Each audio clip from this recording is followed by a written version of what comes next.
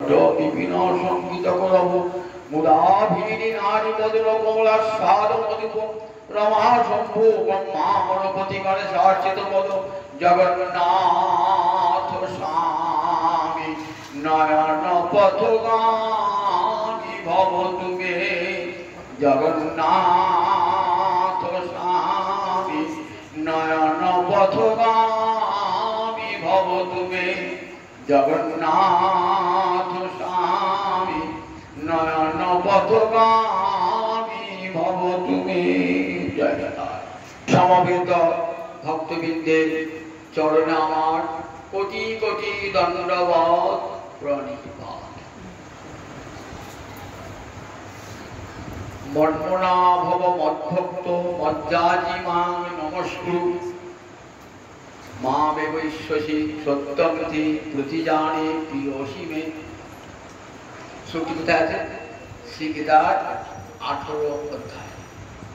ভগবান উপসংহার করছেন, বক্তব্য আরম্ভ করেছিলেন প্রথম অধ্যায় অর্জুনের বিষাদ যোগ থেকে।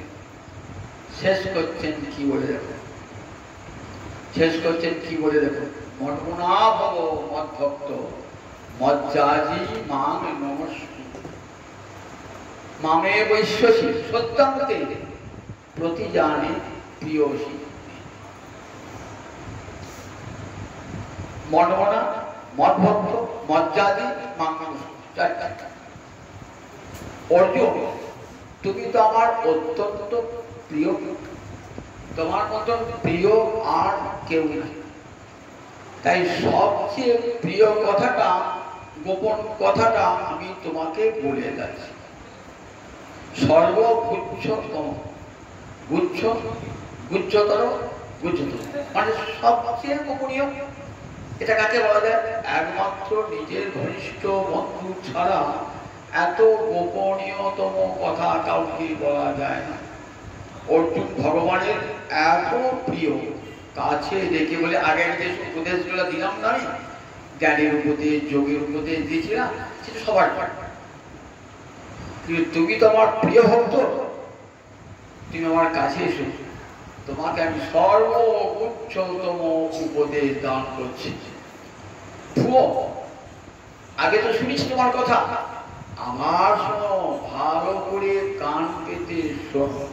যে কথাটা খুব গুরুত্বপূর্ণ হয়, একবার বলে তৃপ্তি হয় না, তখন কি আরো গুরুত্বপূর্ণ। নবম অধ্যায় একবার বলেছি কথা, মন্মনা ভব মদ্ভক্ত মজ্জাজি মাং নমস্কুরু। যারা গীতা পড়েন দেখবেন নবম অধ্যায় একবার বলেছেন, আবার বলছি ভুয়ো, আবার বলছি, মানে কথাটা এত গুরুত্বপূর্ণ যে আবার তোমাকে বলছি, মন্মনা ভব মদ্ভক্ত মজ্জাজি মাং নমস্কুরু। মন্মনা মানে মদ যুক্ত মনা, সন্ধি করে মন্মনা। মদ মানে আমার আত্মা, তোমার মনটা আমাকে দিয়ে দাও, তোমার যেন পৃথক মন না থাকে, আমার মনটাই তোমার মন হোক, তোমার মন আর আমার মন যেন দুটো পৃথক না হয়, তোমার যা কিছু মনের বাঞ্ছা সব আমাকেই যেন থাকে। কৃষ্ণের যতেক বাঞ্ছা রাধাতেই রয়, যা যা গোবিন্দের ইচ্ছা সেটা কোথায়? রাধা নিজের কোনো বাঞ্ছা নাই, রাধা নিজের কোনো বাঞ্ছা নাই, কৃষ্ণের বাঞ্ছাই তার বাঞ্ছা। ভক্তবিদায় বলছেন, দেখো তোমার মনটা যেন আমার মনের সঙ্গে এক হয়ে যায়, তুমি আমি পৃথক চিন্তা যেন না থাকি। মন্মনা ভব। অর্জুন বলছেন, তো এ তো বড় কঠিন কথা, এই মনটা তোমাকে দেওয়া এ তো বড় কঠিন কথা। কেন অর্জুন কঠিন হবে কেন? তা বলছে, দেখো চঞ্চলং হি মন কৃষ্ণ প্রমাথি বলবদ্দৃঢ়। শোনো কৃষ্ণ, মন বড় চঞ্চল, মন এমন গতিশীল, গরুরের চোখ ছুটে চলতে পারে, গরুর মতন দেবগামী কাঠিবেন নাই, কিন্তু মন তার মন ছুটে চলে 800 তো মন দেখবেন কোথায় ছুটে আমরা বাড়ি চলে গেছি, না কলকাতা চলে গেছি, না দিল্লি চলে না পুরী চলে গেছি, দূরে বোম্বে আমরা ছেলে আছে মন সেখানে চলে গেছি, এইখানে বসে আছে মন চলে গেছে সেখানে। মনের এত ক্ষমতা, এত ব্যবসায়ী মন, সেই মনকে তোমাকে দেবো কেমন করে? শুধাই নয়, প্রমাথি চিত্ত বিক্ষোভ করে। প্রমাথি মানে প্রকৃষ্ট মন্থন করে চিত্তকে। প্রমাথি প্রকৃষ্ট হয়ে চিত্তকে মথিত করে, নানা রকম চিন্তা ভাবনা মনকে মথিত করে। বলবৎ ভয়ঙ্কর শক্তিশালী মনের এত শক্তি যে আমার যা বাঞ্ছা নয় তাকেও করাতে পারে। দৃঢ় খুব শক্তিশালী যে মন, সেই মনকে কি করে আমি বশীভূত করে তোমার চরণে অর্পণ করব। যতক্ষণ পর্যন্ত নিজের মনটা গোবিন্দের চরণে না পৌঁছাচ্ছি, ততক্ষণ পর্যন্ত ভক্তের শান্তি নাই, তৃপ্তি নাই। ভক্তকে দেখে আমরা কি বলে? দেহ মন সমর্পণ করে কি করলাম? এক মন হইলাম, নিশ্চয় হইলাম দাসী। সব মন সমর্পিয়া নিশ্চয় হইলাম দাসী। রাধায় বলেছে আমার সমস্ত মন তোমার চরণে অর্পণ করে আমি তোমার দাসী। মন করা ভাব, মনটা ভগবানকে দেওয়া এত কঠিন সাধনা। মনটা ভগবানকে দেওয়া, আমরা মনটা দিয়ে বিষয়ে আশয়ে স্ত্রীতে পুত্রে সর্বত্র দিই। সেই মনকে ভগবানের চরণে নিয়ে আসা কত কষ্টকর, কত কঠিন বলতে। ভগবান বললেন মনপনা ভগবত ভক্ত মার যায়। বলছে আমাকে মনটা যদি দিতে না পারো তাহলে একটা কাজ হয়, মদ ভক্ত আমার ভক্ত। ভক্ত মানে আমার কথা শ্রবণ করো, কীর্তন করো, আমার অর্চনা করো। এমনি করতে করতে দেখবে মনটা আমাদের চলে এসেছে।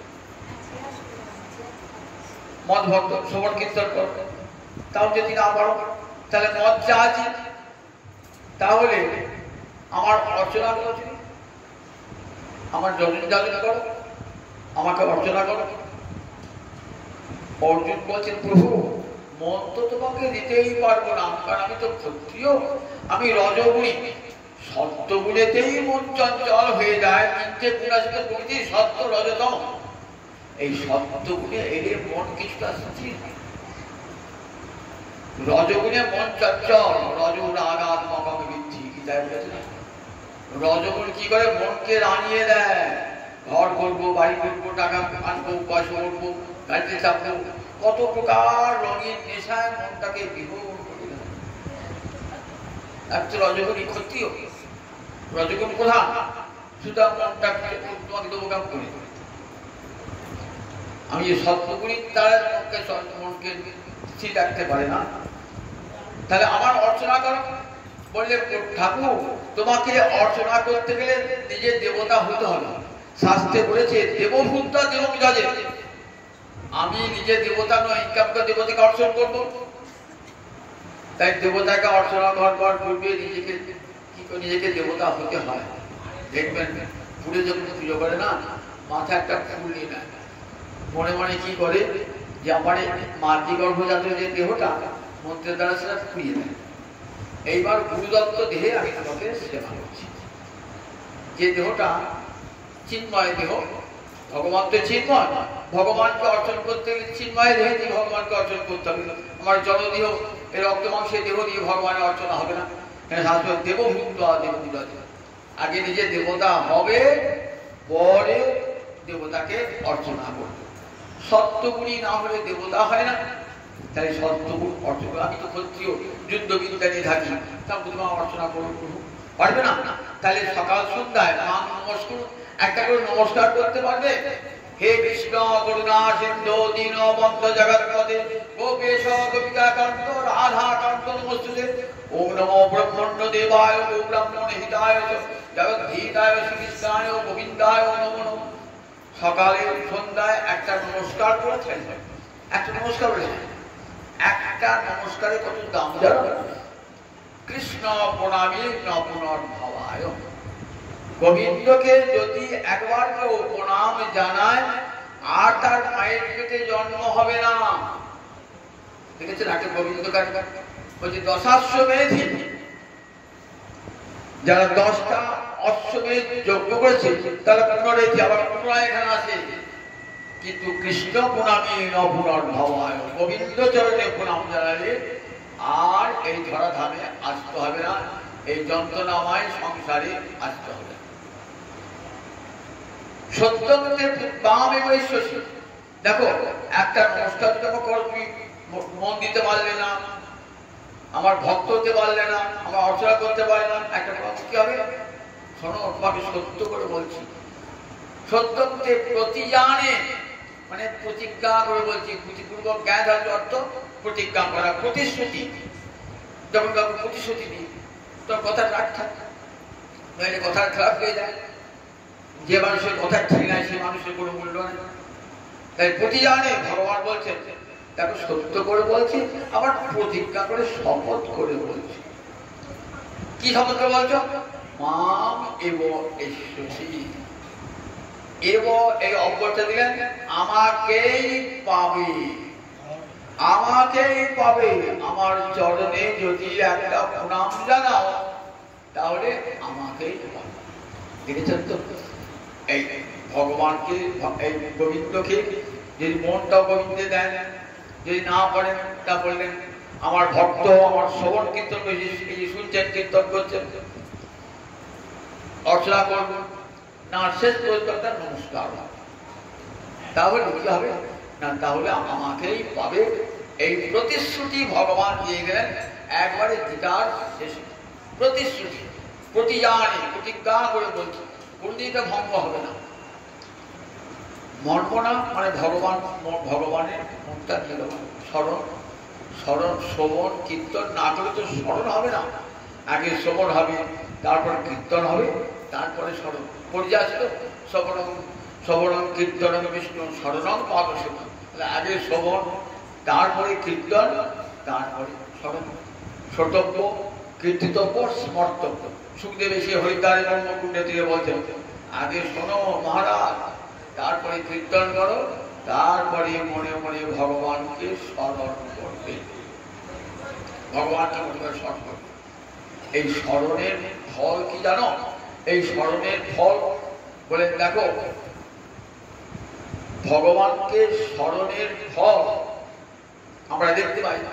গজেন্দ্র ইন্দ্রদুম্ন রাজা, যিনি নীলমাধবকে অবিশ্বাস করতে নীলমাধব পেলেন না, নীলমাধবের পরিবর্তে জগন্নাথ হলেন।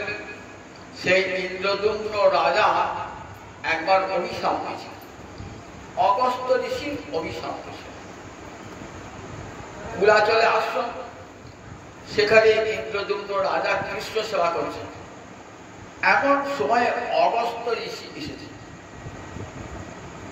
রাজা ভাবছেন কৃষ্ণ সেবাটা সেরে নিয়ে আমি ঋষিকে অভ্যর্থনা জানাবো। কৃষ্ণ সেবার সারি অগস্ত্য কিছুক্ষণ অপেক্ষা থাকলেন, অপেক্ষা করে থেকে বলছেন, ফিরে গেলেন খুব বিষণ্ণ মনে, একটা অভিশাপ নিয়ে গেলেন। তম হস্তি মূর্খ ভব, রাজা হয়েছ কিন্তু মাথায় বুদ্ধি তোমার নাই। কৃষ্ণ ভক্ত হয়েছ, মাথায় বুদ্ধি নাই। কৃষ্ণ আর কৃষ্ণ ভক্ত এই দুইজন যদি কাছাকাছি থাকে তাহলে কাকে আগে অর্চনা করতে হয়? আগে কৃষ্ণ ভক্তকে অর্চনা করতে হয়। মদ ভক্ত পূজা অধিকা, আমার চেয়ে আমার ভক্তের পূজা বড় অধিকা, আমার চেয়ে আমার ভক্তের পূজা বড়। তাহলে কৃষ্ণ অর্চনা ছেড়ে এসে রাজার কর্তব্য ছিল ঋষিকে অভ্যর্থনা করা। কৃষ্ণ ভক্ত হয়েছে কিন্তু কেমন করে কৃষ্ণ ভক্তকে সম্মান করতে হয় জানেন না। হাতি একটা এত বড় প্রাণী কিন্তু তার মাথায় বুদ্ধি নাই। তুমি রাজা হয়েছ, তুমি নরাধীন, বুদ্ধি নাই, কি অহস্তি মূর্খ। এই অভিশাপ দিয়ে গেলেন না অগস্ত্য কৃষ্ণ ভক্ত। সঙ্গে সঙ্গে অভিশাপটা কাজে হয়ে গেল, হাতি হয়ে গেল। হাতি হলেন বটে, কিন্তু কৃষ্ণ ভক্তি যায় না, কৃষ্ণ ভক্তি যায় না। অবিরত কৃষ্ণ স্মরণ তার। ত্রিকুট পর্বতে চূড়ায় খেলা করছেন অনেকগুলি হস্তিনী সঙ্গে নিয়ে। খেলার শেষে এইবার জল ক্রীড়া করবেন, একটা সরোবরে নেমেছেন, সঙ্গে সব হস্তিনীরাও নেমেছে। একটা কুমির জলে ছিল, সেও অভিশপ্ত হয়েছিল, তাকে দেবল ঋষি অভিশাপ দিয়েছিল যে দেখো তুমি আমার পা ধরে টানাটানি করছো কুমিরের মতন, কুম্ভীর ভব, তুমি কুমির হয়ে যাও। সেই ঋষির অভিশাপে ওই সেই গন্ধর্ব কুমির হয়ে গেছে। এই গন্ধর্ব, হুহু নামে গন্ধর্ব, সে কুমির হয়ে গেছে। ঋষির চরণে ধরল। ঋষি বললেন যে দেখো গজেন্দ্র যখন আক্রান্ত হবে, গজেন্দ্রকে উদ্ধার করবার জন্য ভগবান শ্রীহরি আসবেন, সুদর্শন চক্র দিয়ে তোমার মুখখানা কর্তন করে দেবেন এবং তখন তোমার মুক্তি হবে। গজেন্দ্রকে চেপে ধরেছেন এই কুমিরটা ধরেছেন। বহু চেষ্টা করলেন, কিছুতেই কুমিরের মুখ থেকে পাটা সরিয়ে আনতে পারছেন। কেন কুমির জানে যতক্ষণ হরিণা আসবে ততক্ষণ তোমার মরতে হবে, তোমার পা আমি ছাড়বো না, ওই তোমার চরণই আমাকে মুক্তি দান করবে, সুতরাং তোমার চরণ ছাড়বো না। হাজার হাজার বছর ধরে কুমিরের সঙ্গে লড়াই চলছে হাতি। সব হস্তিনীরা কত সাহায্য করলেন, কিন্তু হল না। সেটা তারা ভাবলেন গজেন্দ্র তো প্রাণ যাবে, ওর সঙ্গে থাকে আমাদেরও প্রাণ যাবে। হাতির শাবকগুলো তারাও সব হয়, হাতির যারা আত্মীয় স্বজন নেমেছিলেন তারা সব হয়। ভাগবত দেখাচ্ছেন দেখো যখন তোমার মৃত্যুকাল উপস্থিত হবে তখন তোমার কাছে কেউই থাকবে না। যাদেরকে আপন বলে ভাবছো, নিজে বলে ভাবছো, তারা কেউ তোমার আপন নয়। কিন্তু একজন আপনজন আছেন, তিনি আসবেন। কখন আসবেন দেখো, যদি মনে মনে তাকে স্মরণ করেন। বহু জন্মের ভক্তি সঞ্চিত হয়েছিল, তাই গজেন্দ্র অন্য নিজের স্ত্রীর কথা, পুত্রের কথা, কার কথা চিন্তা করলেন না, মনটা চলে গেল হরিস্মরণে। ভগবানকে ডাকছেন, হৃদয়ের সব উৎকণ্ঠা জানিয়ে। মহারাজ পরীক্ষিত জিজ্ঞাসা করছেন, আচ্ছা হাতির কেমন করে কৃষ্ণ ভক্তি হয়? মানুষের কৃষ্ণ ভক্তি হয় না, হাতির কি করে কৃষ্ণ ভক্তি হলো? সুখদেব বলছেন মহারাজ প্রাগ জন্মনি অনুশিক্ষিত, পূর্ব জন্মের শিক্ষা সব ধ্বংস হয়ে যায় পৃথিবীতে। কৃষ্ণ ভক্তি ধ্বংস হয় না, ধ্বংস হয় না, ধ্বংস হয় না। আমরা বাড়ি ঘর সম্পদ একদিন চলে যাবে, কিন্তু কৃষ্ণ ভক্তি গুরুর কাছে পাবেন, সেটা কোনদিন ধ্বংস হবে না, কোনদিন ধ্বংস হয় না। দেখুন তার প্রমাণ গজেন্দ্র। একটা হাতির কেমন করে কৃষ্ণ স্মরণ হয়? আমাদের মৃত্যুকালে কি স্মরণ হয়? নিজের স্ত্রী রইল, পুত্র রইল, ব্যাংকে টাকা রইল, ঘর রইল, বাড়ি রইল, গোবিন্দ কথা স্মরণ হয়? মানুষ হয়ে হয় না। আর একটা হাতির অন্তরে কেমন কৃষ্ণ ভক্তি, কৃষ্ণ স্মৃতি জাগ্রত হয়েছে মৃত্যুকালে। দেখুন তাহলে কৃষ্ণ ভক্তি যে যায় নাই, পূর্বজন্মের গুরুর কাছে সে পাওয়া যে কৃষ্ণ ভক্তি, ব্রহ্মাণ্ড ভমিতে ভমিতে কোন ভাগ্যবান জীব গুরু কৃষ্ণ প্রসাদে পায় ভক্তিরতা বীজ। এই ভক্তি গুরুর কাছ থেকে পাওয়া যে ভক্তি, এর কখনো বিনাশ হয় না। স্মরণে চলে এলেন, ডাকছেন ভগবানকে আকুলে, গরু এখনই চলো, এখনই চলো গরু। কেন প্রভু? বলছে আমার ভক্ত আকুল হয়ে আমাকে ডাকছে, আমাকে মনে মনে স্মরণ করছে, আকুল হয়ে ডাকছে। সমস্ত মনটা সে আমাকে দিয়েছে, পত্নীতে নয়, পুত্রে নয়, কুমিরে নয়, সমস্ত মনটা একমাত্র আমাকে দিয়েছে মৃত্যুকালে। দেখুন বর্ণনা কেমন, মনটা সব মনটা আমাকে দিয়েছে, এখন আর কোনো কিছু মন নাই। কাজে আমি থাকি কেমন করে? আমি যে গীতায় প্রতিশ্রুতি দিয়েছি, মনটা যখন আমাকে দিয়ে দেবে তখন সে আমাকেই পাবে, আমাকে যেতেই হবে। চলো বলুন, আসছেন আকুল হয়ে, ছেলে বিপদে পড়েছে, বাবাকে ফোন করছে, বাবা তুই চলে এসে বিপদে পড়েছি। বাবা তখন কি করি, পড়ি কি মরি করি, বাবা ছোট। ঠিক ভগবান ঠিক তেমনি করে আসছেন তার ভক্তকে রক্ষা করবার জন্য। গীতায় তার প্রতিশ্রুতি আছে, কৌন্তেয় প্রতিজানহি নামে ভক্ত মনুষ্যতি। ওই কুন্তীর নন্দন জগতে প্রতিজ্ঞা করে বলো, আমার ভক্তের কখনো বিনাশ হয় না, বিনাশ হয় না, বিনাশ হয় না। সেটাও জগৎকে দেখাতে হবে। আর আমাকে স্মরণ করলে আমি যাই। ভগবান এলেন, আর শেষ নিঃশ্বাস করতে বাকি আছে। গজেন্দ্র ভাবছেন গোবিন্দ তো আসবেন, নিশ্চয়ই যদি আসেন তাহলে গোবিন্দ আমার গুরু, তিনি ভগবান আর তিনি জগৎ গুরু, বন্দে কৃষ্ণকে জগৎ গুরু। তাহলে গুরু এদের কৃপা দিতে হয় তো কি দেবো, আমি তো মুমূর্ষু। সরোবরে পদ্ম ফুল ফুটেছে, সেই পদ্ম ফুল শুয়ে করে তুলেছেন। তখন আসবে গোবিন্দ, গোবিন্দায় বলে গোবিন্দের চরণে অর্পণ করবে। ছুটে এসেছেন ভগবান, কি করলেন? গজেন্দ্র, গজেন্দ্র মানে হাতিদের রাজা, গজ মানে হাতি, হাতির রাজা। কি করলেন? ফুলটা গোবিন্দায় বলে গোবিন্দের চরণে দেন। গোবিন্দ ফুল নেবার অবসর নয়, তাড়াতাড়ি ভক্তকে রক্ষা করতে হবে। গজেন্দ্রকে টেনে তুললেন, কুবীরের মুখটা সুদর্শন চক্র দিয়ে ছেদন করলেন। কুবীরটার মুক্তি হয়ে গেল, গন্ধর্বলোকে চলে গেল, গজেন্দ্রের মুক্তি হয়ে গেল। গজেন্দ্র মুখ খুলিয়া ভগবান শুনলেন। দেখুন তাই স্মৃতিটা কেমন স্মৃতি, ভগবানের এই স্মৃতি। অবিস্মৃতি কৃষ্ণ পদারবিন্দ ক্ষীণতি অভদ্রাণী। কখনো যেন কৃষ্ণ চরণ বিস্মৃত না হয়। সর্তব্য সর্তক বিষ্ণু বিশ্বক্ত কোনো যাতেছি সর্বে বিধি নিষেধ আসুন এ তৈরবর্তী করা। মানে শাস্ত্র পড়ি কত বিধি কত নিষেধ সব পালন করতে পারবো না। বিশেষ করে পরিচিত মানুষ আমরা তো অত বিধি অত নিষেধ আমরা পালন করতে পারবো না। বললেন পদ্মপুরা করতে হবে না, একটা বিধি আর একটা নিষেধ মেন। একটা বিধি কি না, সত্যব্য সততম বিষ্ণু। শয়নে স্বপনে নিদ্রায় জাগরণে সব সময় গোবিন্দকে স্মরণ করো। আমার শয়নে গৌর, স্বপনে গৌর, আমার গৌর নয়ন তারা।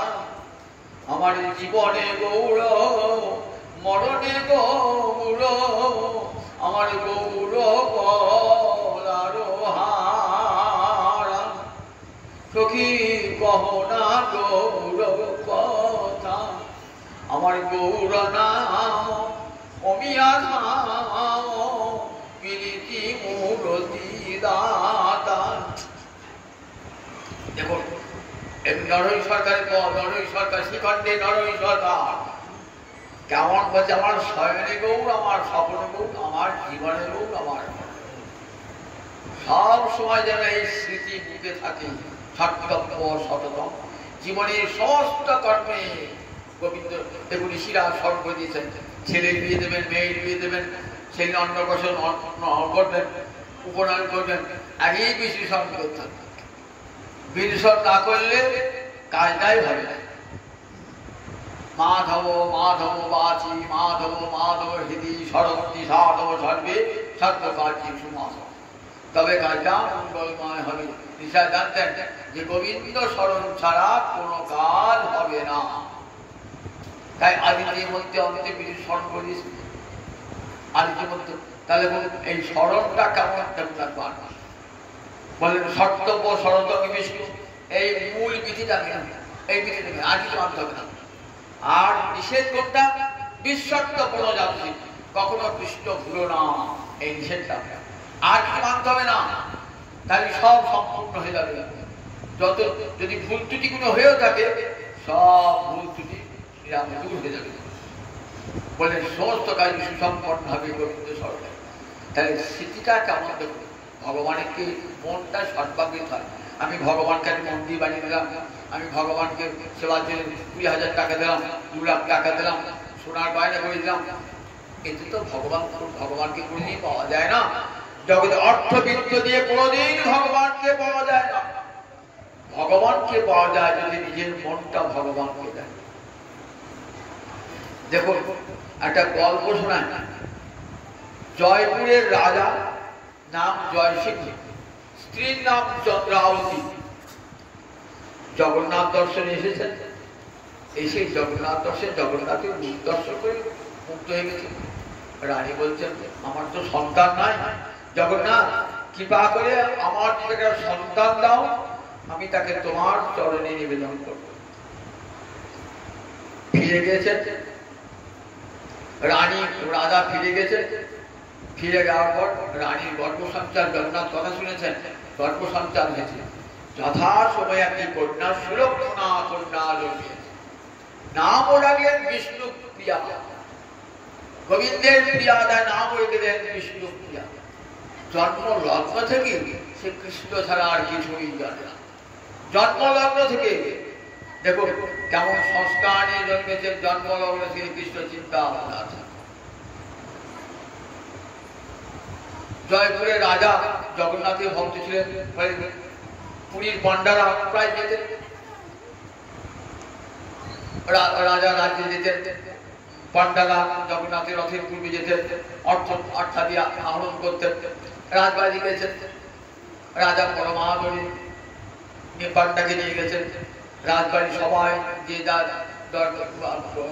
উপহার দিয়েছেন, কত কে টাকা দিয়েছেন, কেউ গয়না দিয়েছেন, নানা দিয়েছেন, জগন্নাথের উপহার নানা মূল্যবান সব উপহার দিয়েছেন।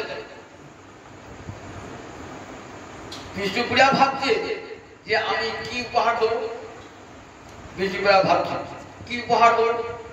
বিষ্ণুপ্রিয়া তখন কিন্তু নবযৌবনবতী, বিবাহ করেন নাই।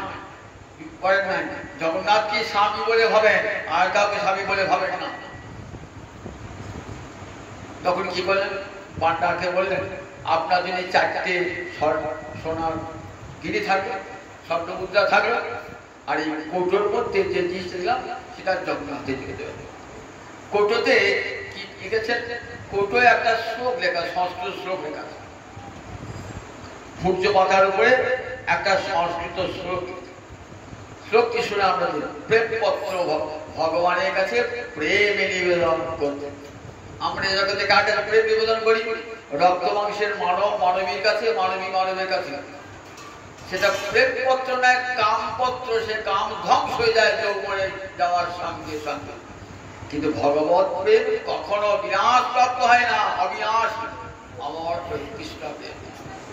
কি লিখলেন দেখুন, রত্নাকর স্তব প্রিয়া দিল্লী চ পদ্মা কিং দেবস্তি ভবতে জগদীশ্বরায় আবির্ভাব নয়নাহিত মানসায় দত্তগমন যদুপতে কৃপয়া বিহান।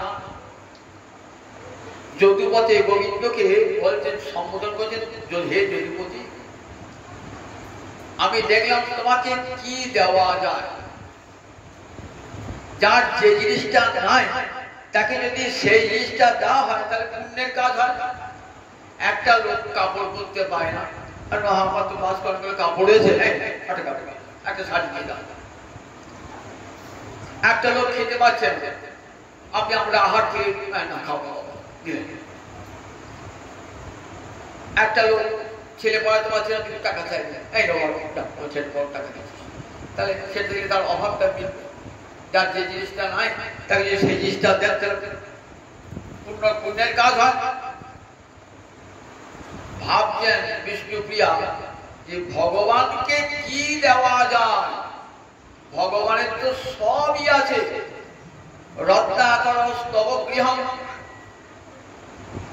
গৃহ মানে বৈকুণ্ঠ গুলো, সে তো রত্ন দিয়ে তৈরি। সেখানকার ধূলিকণাও তো রত্ন, রত্নের ভূমি। রত্নাকর স্তব গৃহ, তুমি যে লিখে থাকো বৈকুণ্ঠে গুলোকে, সেটা তো রত্ন দিয়ে, তার প্রতি ধূলিকণাও তো রত্ন। রত্নাকর স্তব গৃহ। তোমার গৃহিণীকে লক্ষ্মী রাধারানী, মহালক্ষ্মী রাধারানী, কোটি কোটি লক্ষ্মী যার চরণ সেবা করছি। গৃহিণী পদ্মা, তোমার গৃহিণী পদ্মা। রত্নাকরস্তব গৃহং গৃহীচ পদ্মা কিং দেবস্তি ভবতে জগদীশ্বরা। তাহলে যার গৃহে এত রত্ন, স্বয়ং লক্ষ্মী দেবী যার পত্নী, আমি তাকে কি দেবো? তাকে দেবার কোনো ক্ষমতায় আমার নাই। তাকে দেবো বলা মানে স্পর্ধা, ধৃষ্টতা। ধৃষ্টতা ভগবানকে দেবেন কি? দেবার ক্ষমতা আপনার আছে নাকি ভগবানকে? সবই তো ভগবানের নিয়ে ভগবানকে দেওয়া, কিন্তু ধৃষ্টতা। তাই কি দেবমূর্তি ভগবতী হে জগদীশ্বর, আপনাকে এবার তোমার কিছুই নাই। খুঁজে খুঁজে দেখলাম তোমার একটা জিনিস না, ভগবান একটা জিনিস নাই। কি নাই? তোমার মনটা নাই।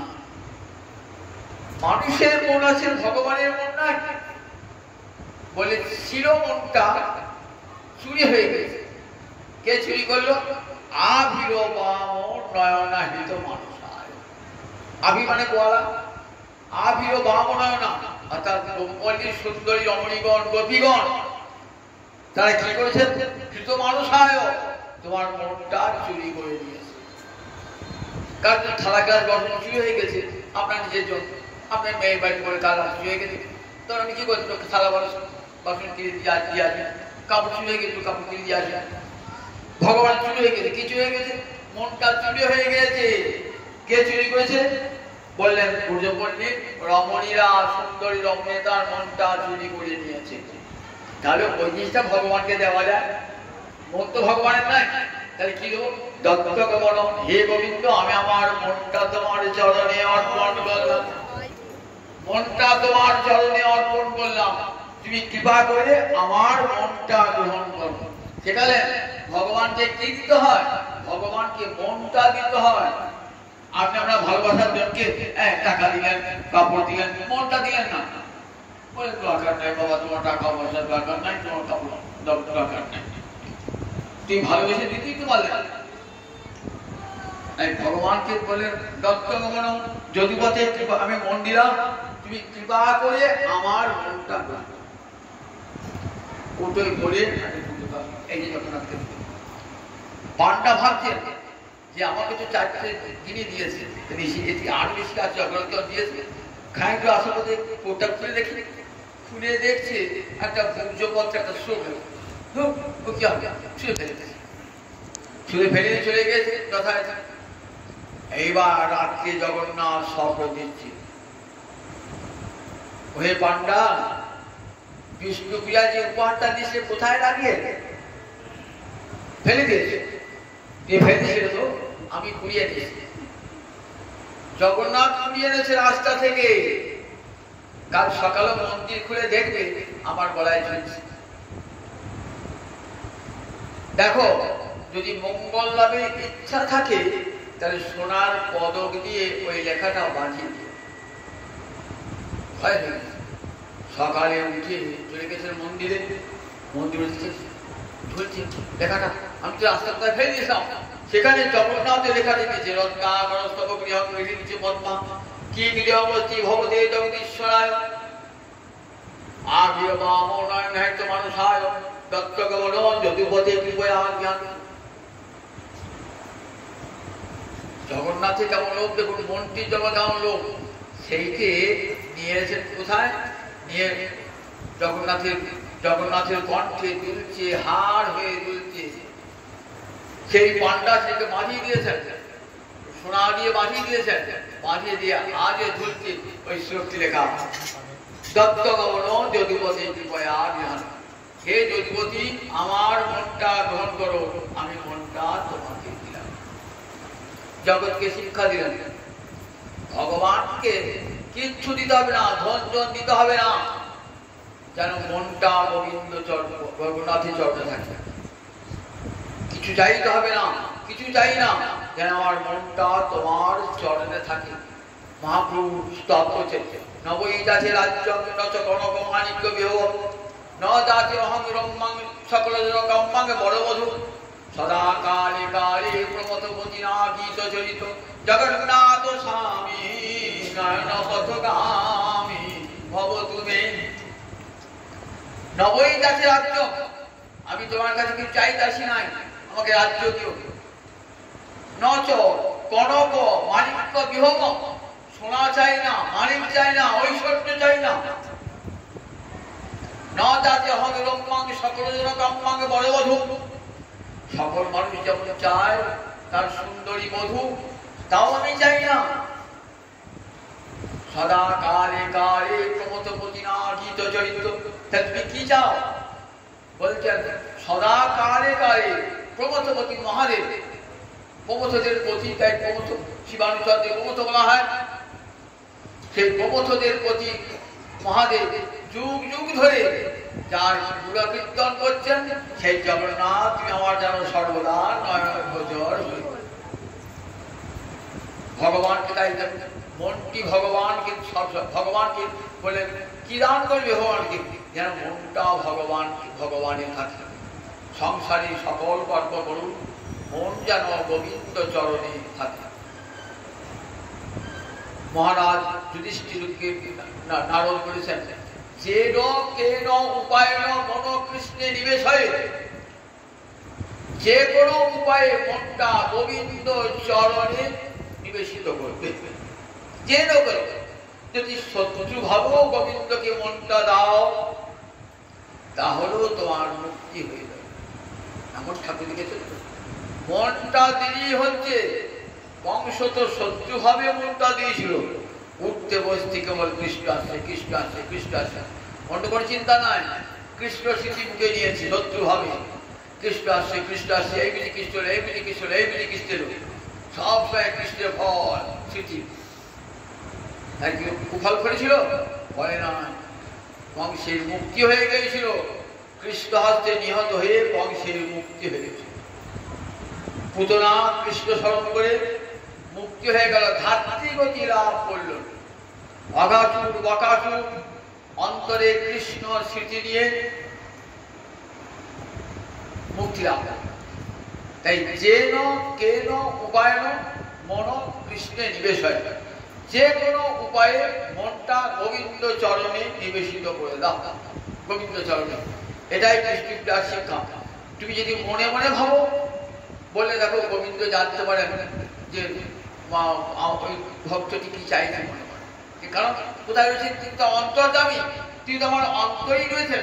আমার অন্তরের কথা তিনি সব জানতে পারেন। প্রভু দয়াল এক পানের ব্যবসায়ী, জগন্নাথের মন্দিরের পাশে সে পানের ব্যবসা করে।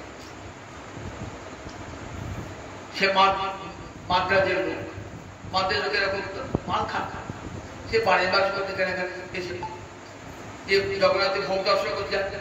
মনে মনে ভাবি, আমি তো জগন্নাথের সেবা করতে পারি না, যদি জগন্নাথ আমার যদি পান সেবা করতেন খুব আনন্দ।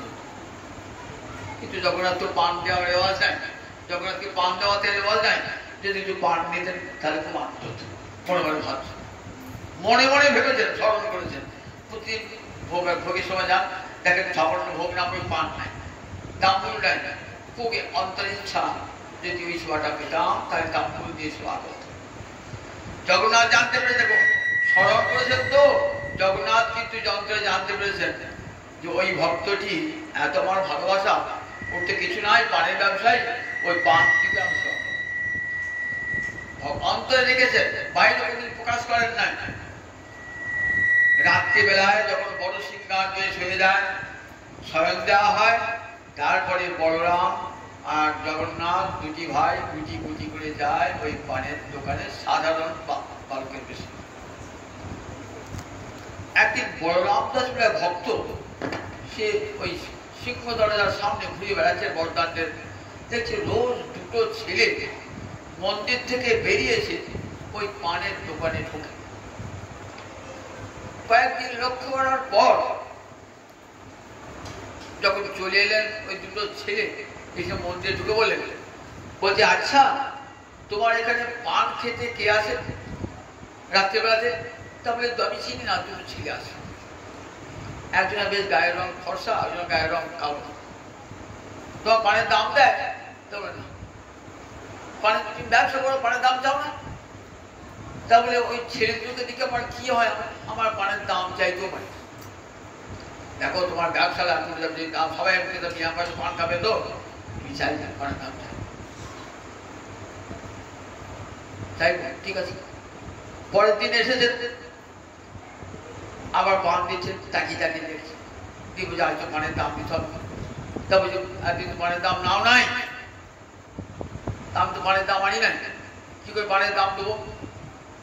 তবে তোমাদের দুজনের কানে যে চাদর রয়েছে না, ওই চাদর দুটো রেখে দাও, রেখে দাও। বলে বেশ, কালকে এসে টাকা চাদর দুটো রেখে দিয়ে গেছে। পরের দিন পান্ডারা ঘরটা খুলে দেখছে, পূজা ঘর ঘুরেছে, জগন্নাথের বলরামের উত্তরীয় নাই। কোথায় গেল উত্তরীয়? কে চুরি করলো? মনে ভাবছে কে চুরি করলো? সোনার গয়না চুরি করলো না, কিছুই করলো না, জগন্নাথে দুটো উত্তরে চুরি করে বাড়ালো। তখন ভাবছে কে চুরি, পূজারীগণকে রাজা অপমান করছেন, জেলে পড়ুন, কারাগারে পড়ে দেবেন, কেন তোমাদের অপরাধ হয়েছে। তখন বলরাম দাস গিয়ে বলছেন, রাজা উত্তেজিত হবে না, ওই চাদর দুটি যে কে দিয়েছে আমি জানি, আসুন আমার সঙ্গে। কে নিয়েছে? ওই পানের দোকানি। পানের দোকানি? পানের দোকানে গিয়েছে, বলছি চাদর দুটি কোথায় পেলি? তা বলছি দুটি ছেলে রোজ রাত্রেবেলায় শয়নের পর পান খেতে আসে আমার কাছে,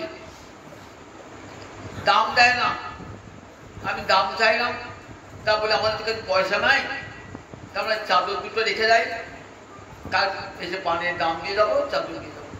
চাদর রেখে দিয়ে গেছে, দেখছেন জগন্নাথ আর বলরামের চাদর। তখন রাজা ভাবছেন, ও জগন্নাথ আর বলরামের পান খেতে ইচ্ছা, পান খেতে ইচ্ছা। তখন কি বললেন, প্রতিদিন দিনের বেলায় ভোগের শেষে জগন্নাথ বলরাম সুভদ্রার 3টি পান সাজা হয়, আজও তাম্বুল সেবা হয়ে আসছে। দেখুন, স্মরণে জানতে পেরেছেন, মনে মনে ভেবেছে, মনে মনে ভাবার কি ফল। দেখুন, ভগবান অন্তর্যামী, জানতে পেরেছেন আমাকে তাম্বুল সেবা করাতে চায়, তাই তাম্বুল সেবা করাবার জন্য স্বয়ং ভগবান নিজে গিয়ে তাম্বুল খাচ্ছে। মনে মনে স্মরণটার কত দাম দেখুন একবার। বৃন্দাবনের হরিদাস বলে এক সাধু রয়েছে, বড় সাধু, সমস্ত মন কৃষ্ণচরণে অর্পিত। একদিন যমুনার তটে বসে আছেন, সন্ধ্যা রাত পালানো হয়েছে, কে যেন কানে বলছেন যে বৃন্দাবন যিনি হরি, পুরীতে তিনি জগন্নাথ, বলি যেন কে চলে গেল। মনে ভাবছে জগন্নাথের নাম তো শুনেছি, কিন্তু জগন্নাথ কোথায় থাকে, জগন্নাথ কোথায় থাকে, এই জগন্নাথের চিন্তায় বিভোর হয়ে গেল। এক ভক্ত সন্ধান দিলে, জানো পুরী ধামে থাকে স্বয়ং শ্রীহরি, এবার জগন্নাথ রূপে অবতীর্ণ হয়েছেন পুরী ধামে। মনে ভাবছেন কি করে জগন্নাথ দর্শন করি, আমি তো হরিসেবা ছেড়ে দিতে পারি না। রাত্রিবেলায় শুয়েছেন, স্বয়ং গোবিন্দ এসে বলছেন, হরিদাস আমি পুরী ধামে জগন্নাথ রূপে পরিচিত, বৃন্দাবনে তোমার কোনো জগন্নাথ মূর্তি নাই, তাই দেখ এবছর জগন্নাথের নব কলেবর হবে, 12 বৎসর অন্তর নব কলেবর হয়। পুরনো কলেবরগুলোকে মাটিতে পুঁতিয়ে দেওয়া হয়, নূতন কলেবর সিংহাসনে বসানো হয়, সেখান থেকে ওই পুরনো কলেবর নিয়ে বৃন্দাবনে স্থাপন। শুনেই আসছেন, কোথায় বৃন্দাবন কোথায় পুরী, হেঁটে হেঁটে হেঁটে হেঁটে দীর্ঘদিন বাদে ঠিক ওই নবকলেবরে ঘট পরিবর্তন হয়, তার 4 দিন পূর্বে এসে বুঝতে এসে পুরীর পাণ্ডাদিকে নিজের মনে বাঞ্ছা বোঝায়, বৃন্দাবন থেকে আসছি, আমি স্বপ্নাদেশ পেয়েছি, ভগবান জগন্নাথ চান বৃন্দাবনে যেতে চান। বলে এই যে পুরনো কলেবর দেওয়ার রীতি নাই আমাদের, রাজাকে বলতে হবে। রাজা বললেন পুরনো কলেবর আমরা মাটিতে পুঁতে দিই, সমাধি দিই, সেটা দেওয়ার রেওয়াজ নেই। তাহলে বললেন যদি না পাই তাহলে আমি এইখানেই আমার নিজের দেহটা মাটির নিচে নিজে ওই জীবন্ত অবস্থায় সমাধি প্রাপ্ত প্রাণ থাকবে। রাজা বলে উপায় নাই, কি করবে? রাজা স্বয়ং আছেন, রাত্রিবেলাতে সব জগন্নাথের ভোগ রাখা দিয়ে বড় সিংহার বেশ হয়ে গেছে। তখন স্বয়ং জগন্নাথ বলছেন, দেখ বৃন্দাবনে আমি যাবো। হরিদাস আমাকে নিতে এসেছে, আমার পুরনো কলেবর ওই হরিদাসকে দিয়ে। কে হরিদাস? খুঁজে খুঁজে বেড়াচ্ছে, খুঁজে গেলেন সমুদ্রের তীরে পড়ে আছে, হত্যা দিয়ে নয়ন জলে ভাসছেন। হে জগন্নাথ, আমি তোমাকে নিয়ে যেতে পারলাম না, গোবিন্দের বাঞ্ছা পূর্ণ করতে পারলাম না বলে কাঁদছেন। রাজ আগে ভোরে খবর, তুমি হরিদাস? তাহলে হ্যাঁ, এই নাও, তুমি ঠাকুর দিয়ে দাও যথাসময়। বলরাম, জগন্নাথ, সুভদ্রা তিনটে রথে করে, একটা রথেতে তিনটা চাপিয়ে রাজা নিজের লোক অনেক দ্রব্যাদি দিয়ে পাঠিয়ে দিলেন সেই বলরাম জগন্নাথ সুভদ্রাকে। নিয়ে এলেন যমুনাতে, যমুনার তীরে মন্দির প্রতিষ্ঠা করে সেই বলরাম সুভদ্রা জগন্নাথের মন্দির প্রতিষ্ঠা হল বৃন্দাবনে। যারা বৃন্দাবনে যাবে দেখবেন জগন্নাথ ঘাট, একটা যমুনার ঘাট আছে, সেই ঘাটের সামনেতেই জগন্নাথের মন্দির। এই জগন্নাথ কেমন জাগ্রতার মধ্যে দেখুন। জগন্নাথের সেবা করতেন এক মাতাজি একবার হরিদ্বারে গিয়েছেন। তখন জগন্নাথ শুনেছেন আজ আমার খাওয়া হয় নাই, ভোগের ত্রুটি হয়ে যাবে, আমার খাওয়া হয় নাই। মাতাজি পত্তরীকে পাঠালেন যে দেখো অমুক দিন পূজারীকে, অমুক দিন ভোগের নিশ্চয় তোমার ত্রুটি হয়েছিল, তাই জগন্নাথের ভোজন হয়নি। অবাক হইলে পূজারী, সেদিন তো ভোজনের ত্রুটি হয়েছে, তাই সেটিও জগন্নাথ এমন জীবন্ত জগন্নাথ। সেদিন থেকে জগন্নাথের সেবায় আর যেন কোনো ত্রুটি না হয় তার জন্য পূজারী সমস্ত ব্যবস্থা করে। যমুনার জল এনে ফোটানো হচ্ছে। যমুনার জলেতে একটা মাছ, ডাল গরম হচ্ছে তো তাতে মাছ পুড়াচ্ছে। দেখুন কিরকম অবস্থা, মাছটা ডালটা আপনার উল্টি পড়ে গেল। দেখছেন ওখানে একটা যমুনার জলের মৎস্য ডালের মধ্যে রয়েছে, কিন্তু ভোগে রাখবে না, সঙ্গে সঙ্গে উঠতে গেল। এমন জীবন্ত জগন্নাথ, এই জগন্নাথ ঘাটে যে রয়েছেন বলরাম জগন্নাথ নাম, তা বৃন্দাবনে হরিদাস সেই বৃন্দাবনে জগন্নাথকে স্থাপন করলেন। আজ ওই জগন্নাথ ঘাটে সেই বলরাম সুভদ্রা জগন্নাথ বিরাজমান। তাই দেখুন এই স্মরণটি কত বড় শক্তিশালী স্মরণটি। ভগবান বলছেন, সুখদেব বলছেন, মহারাজ তস্মাৎ ভারত সর্বাত্মা ভগবান ঈশ্বর হরি শ্রোতব্য কীর্তব্য স্মর্তব্য স্বেচ্ছতা ভয়। মহারাজ প্রথম মুখ খুলে বলছেন, বলছে আসন্ন মৃত্যু আমার কর্তব্য কি? বলছেন আসন্ন মৃত্যু জীবের একটাই কর্তব্য। কি কর্তব্য?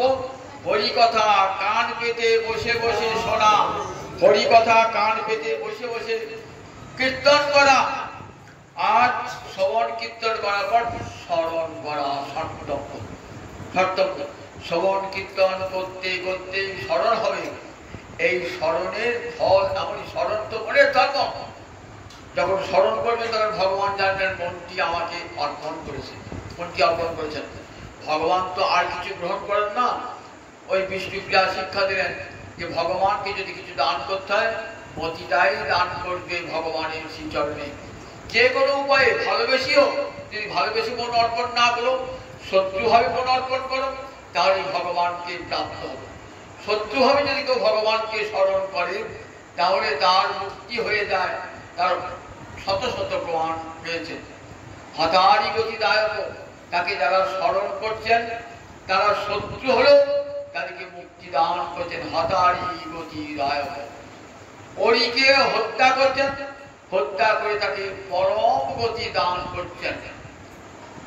পুতনার মতো রাক্ষসী যে কৃষ্ণের প্রাণ নিতে এসেছিলেন, মনে মনে কৃষ্ণ ভাবনা করে এসেছেন, মায়ের ভাবনা নিয়ে এসেছিলেন, তাকে দিলেন মাতৃগতি ধাত্রীগতি দান করলেন। জগৎকে দেখালেন দেখো মনে মনে যদি শত্রু ভাবো, আমাকে ভাবো মায়ের মতন বাৎসল্য আসো, তাহলে আমি ধাত্রীগতি দান করি। তাই স্মরণটি দেখুন এই নবিধা ভক্তি অঙ্গের মধ্যে সবচেয়ে বড় সাধন হলো স্মরণ। কিন্তু স্মরণটি তো একবারে হয় না, আগে শ্রবণ, তারপর কীর্তন, তারপর স্মরণ।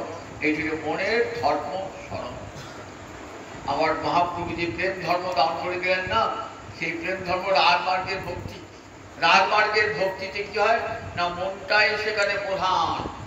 মনের টানে গোবিন্দকে ভালোবাসা, আমরা ভগবানকে অর্চনা করি কিভাবে না বৈদিক ভক্তিতে ভোগ করি। ভগবানকে ভজন না করলে পরে আমার নরক গতি হবে। চারিবর্ণাশ্রমী যদি কৃষ্ণ নাই ভজে স্বধর্ম পরিবেশে রৌরবে পরিবজে, সেখানে মনের কোনো প্রসঙ্গ থাকে না। শাস্ত্র করেছেন করতে হয়, আমি ব্রাহ্মণ হই, ক্ষত্রিয় হই, বৈশ্য হই, শূদ্র হই, ব্রহ্মচারী, গৃহস্থী, মানবগোষ্ঠী, সন্ন্যাসী যাই হয় না কেন, আমার কর্তব্য কৃষ্ণ ভজন করা। না করলে আমার নরক হবে। এই নরকের ভয়ে আমার মন না থাকলেও আমি কৃষ্ণ ভজন করি, এটা নাম বৈদিক ভক্তি। এই বৈদিক ভক্তির ফলে মুক্তি লাভ হয়, কিন্তু কৃষ্ণ সেবা কখনো হয় না, লাভ হয় না। কৃষ্ণ সেবা এই রাগ মার্গের ভালোবাসা ছাড়া, রাগ ভক্তি বাহ্যে সাধক দেহে করে শ্রবণ কীর্তন, মনে মনে সিদ্ধ দেহ করিয়া ভাবন, রাত্রি দিনে চিনতে পড়িয়ে কৃষ্ণেরও সেবন। এই যে রাগ ভক্তি না, এই কেবল মানুষের ভজন হবে, মানুষের ভগবানকে সব চায়। মানুষ ভজন এত উন্নত ভজন।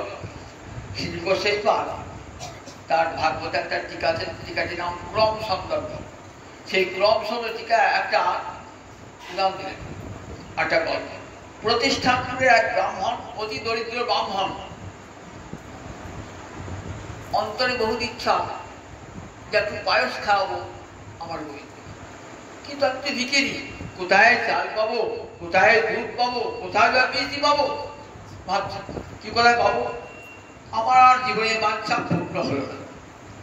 একদিন শুনলেন এক জায়গায় ভাগবত পাঠক, যেখানে আসলে বসতেন, ভাগবত পাঠক বলছেন, যদি তোমার বাইরের আর্থিক ক্ষমতা না থাকে তাহলে মনে মনে ভাববে যে আমি ভগবানকে সেবা লাগাচ্ছি।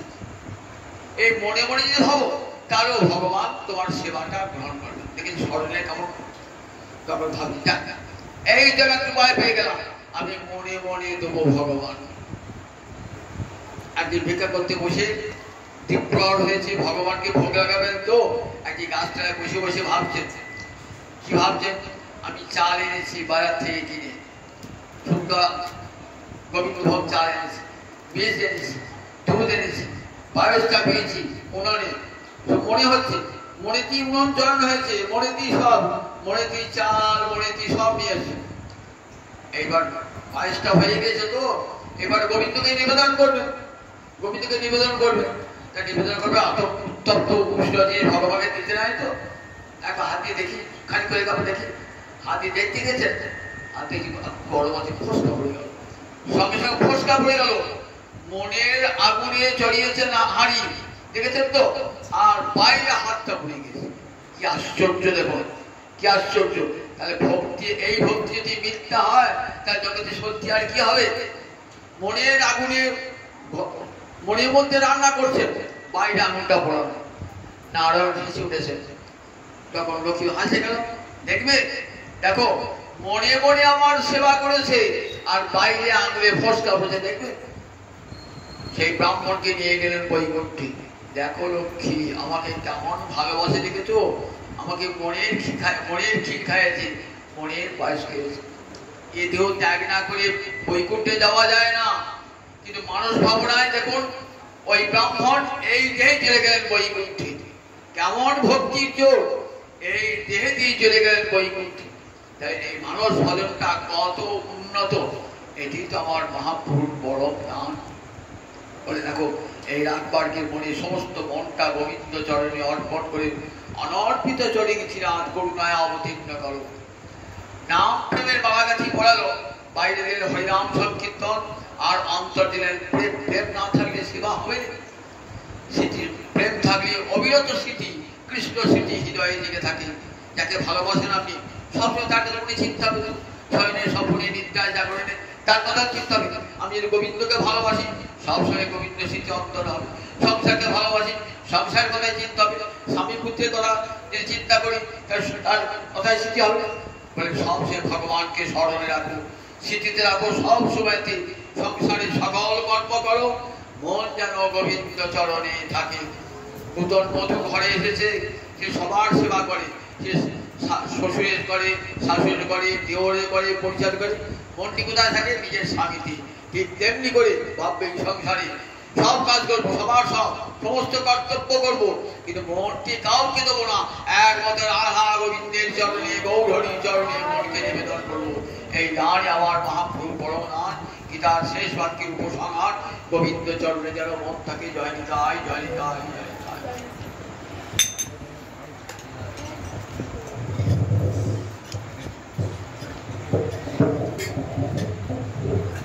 জয় জয় রাম।